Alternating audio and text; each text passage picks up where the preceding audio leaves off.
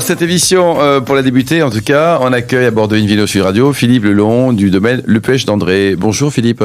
Bonjour. Alors racontez-nous, là, vous êtes d'abord situé où dans ce beau Languedoc ? Alors nous on est dans un petit village qui s'appelle Aziané, qui est en plein cœur du Minervois, tout près du village de Minerve.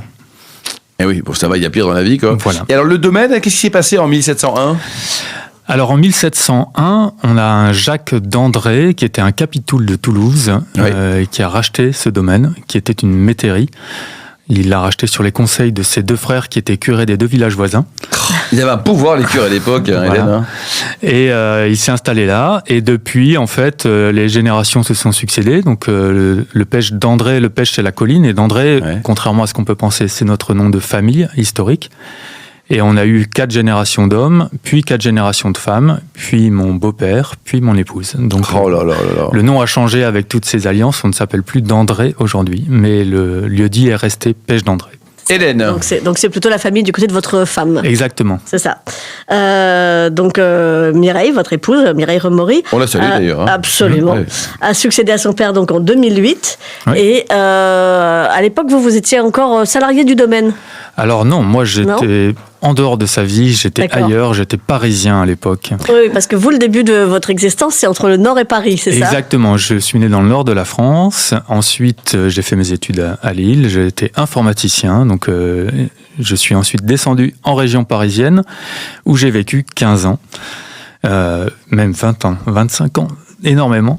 Et après, j'ai décidé de changer de vie et je suis venu dans le Minervois. Et dans le Minervois, Mais avec l'idée de travailler dans le vin déjà à ce moment-là ou pas du tout. L'idée de changer de vie, de faire autre chose. Et en fait, je suis Mireille ou pas tombé amoureux d'une vigneronne. Et quand on tombe amoureux d'une vigneronne, on devient vigneron. Et donc voilà comment vous êtes devenu vigneron, effectivement. Vous y connaissiez quelque chose ?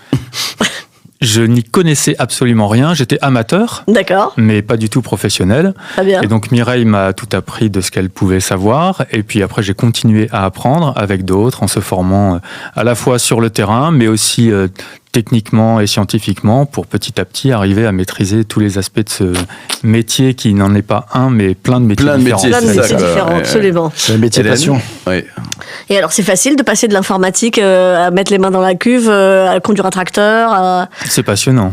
Mais j'avais grandi à la campagne, donc je retrouve certaines de mes racines.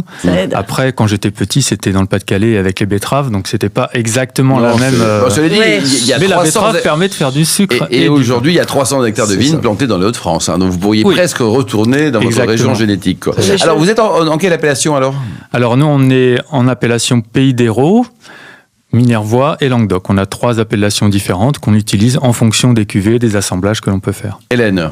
Et alors effectivement, vous êtes à fond engagé, y compris dans le vert, on va dire, et dans le vertueux, puisque vous êtes adhérent du syndicat de défense des vins naturels. Et vous, Philippe, vous êtes président de l'association Chemin Cueillant. Voilà, qui est une association de paysans sur le Minervois qui regroupe des vignerons, mais pas que. On a également des maraîchers, des arboriculteurs, des éleveurs. Et l'objectif, c'est de travailler ensemble pour faire une agroécologie paysanne sur ce Minervois. C'est bien ça. Donc on essaye de développer des techniques, des formations, des échanges entre nous pour arriver à faire avec le vivant et pas contre le vivant. Mais vous faites également de la promo ensemble ou des ventes ou c'est chacun sa pomme ? Non, c'est vraiment une association technique donc, de paysans. On organise un événement grand public par an qui est une fête paysanne, qui a un aspect festif, donc il y a des concerts, des choses comme ça. Mais il y a aussi toute une partie paysanne où il y a des conférences, des ateliers techniques, des ateliers pratiques et un marché paysan et artisanal. Ça se tient sur un week-end, souvent c'est le premier week-end d'octobre. Premier week-end d'octobre. Bon, on y sera cette année. Hélène. C'est chouette parce que avec Mireille, votre épouse, à tous les deux, vous êtes un peu devenus une locomotive du coin. Il en faut des locomotives, donc c'est super. Non, mais c'est vrai. C'est puissant cette réflexion. Oui, je suis très inspirée. Allez, on attaque avec les Minervois. Léon, le château de mon père, duquel vous avez envie de parler en premier, Grand Terroir. Alors, le château de mon père, puisque c'est un lien avec la famille, le nom de cette cuvée, c'est bien évidemment un gros clin d'œil à Pagnol, mais c'est aussi parce que c'était la cuvée préférée de mon beau-père, parce que c'est le cépage du Mourvèdre, qui est un cépage emblématique de notre région, assez difficile à travailler et dont on dit qu'il doit voir la mer pour mûrir. Donc c'est vraiment un cépage très méditerranéen. Un peu tardif. Un peu tardif, exactement. C'est avec le Carignan les 2 derniers cépages que l'on ramasse.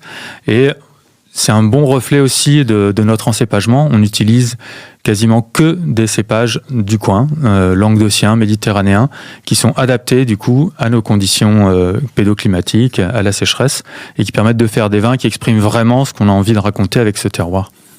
Donc, on va pas pouvoir parler de tous parce que vous avez beaucoup de vins. Oui. Léon, alors c'était qui Léon? C'est votre beau-père, votre fils, votre petit frère? Alors Léon, c'est le pan. Ah, d'accord, c'est le pan. Sur l'étiquette de Léon, il y a un pan parce que historiquement, il y a toujours eu des pans et on a toujours un pan. Et les gens souvent disent que le pan s'appelle Léon. En fait, notre pan s'appelle Arthur. Mais bon. Alors ça on le dira pas. On ne comprend plus rien. Non. La légende de Léon. Il faut que ça reste entre nous. La légende de Léon, ouais. le roi pan. Oui, alors passons à l'AOP Languedoc, les lunes pourpres. Alors, les lunes pourpres, c'est une cuvée qui est un assemblage, cette fois un peu plus riche, avec à la fois de la Syrah, du Mourvèdre, du Cinsault, du Grenache, très équilibré, et qu'on veut vraiment très, très conviviale, très plaisante, très charmante, et qu'on a fait en AOC Languedoc parce qu'elle a été amenée à avoir une diffusion nationale et être un peu plus connue et accessible, et qui a été la première cuvée que l'on a faite en bouteille réemployable. Et Languedoc, c'est plus facile à vendre que Minervois ? Ça dépend des milieux et de la demande des clients. Nous, on répond aussi aux demandes et on a certains des réseaux avec lesquels on peut travailler qui demandent plus telle ou telle appellation. Donc, on a eu effectivement de la demande pour de l'AOC Languedoc et on est habilité sur les 2 AOC, Languedoc ou Minervois. Et en fonction des demandes qu'on a, on peut proposer une cuvée dans l'une ou l'autre de ces appellations. La gamme de prix, Philippe, ça va de combien ? On essaye d'avoir des vins très accessibles. Donc, on a quelques cuvées en dessous de 10 €. Et ensuite, ça va jusque 12, 13, 14, 15, mais guère au-delà. On essaye de rester dans cette gamme de prix. Y compris sur vos vins nature, vous avez une très belle gamme de vins nature. Oui, aussi, justement. On peut faire du vin nature accessible. Voilà, dépêchez-vous avant qu'on augmente les prix. C'est de le dire aussi. C'était ma question, effectivement, parce que surtout dans les bars à vin parisiens que je fréquente, vous en vendez, que Philippe parfois c'est cher. des vins nature au bistrot du Sommelier à Paris, on n'a pas trop de chapelle, on veut juste des bons vins, mais avec des démarches effectivement particulières. Mais les clients demandent chez nous, pas tellement, non. Mais on en a, et quand on leur fait goûter, et que surtout ça leur plaît, parce que comme dans tous les types d'approches, il peut y avoir des choses bonnes ou moins bonnes. Et dans les vins nature, on est dans une phase de construction, très de réflexion, donc il y a des choses qui sont des fois... Disons qu'ils ne sont pas à votre goût. Disons qu'il faut aimer les faisandés, quoi. Il peut y avoir des vins avec des défauts, des